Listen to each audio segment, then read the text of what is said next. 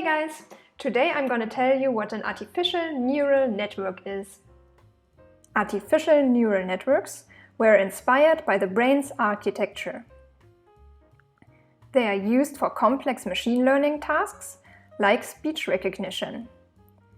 How does a biological neuron work? They receive and send electrical impulses, called signals. Only when a neuron received a sufficient number of signals from other neurons, it fires its own signal. From this model, the artificial neuron was developed.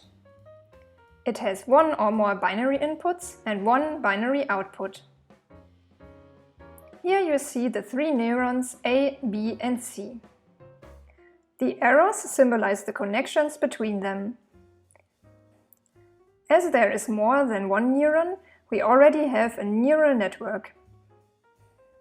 This network's task is to calculate the logical AND, meaning that C only fires an output when it has received input from A and B.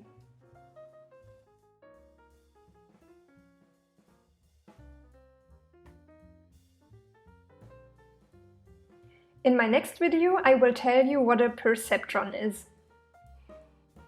If you liked this video, please give me a thumbs up and subscribe. Thank you so much for watching and have a nice day.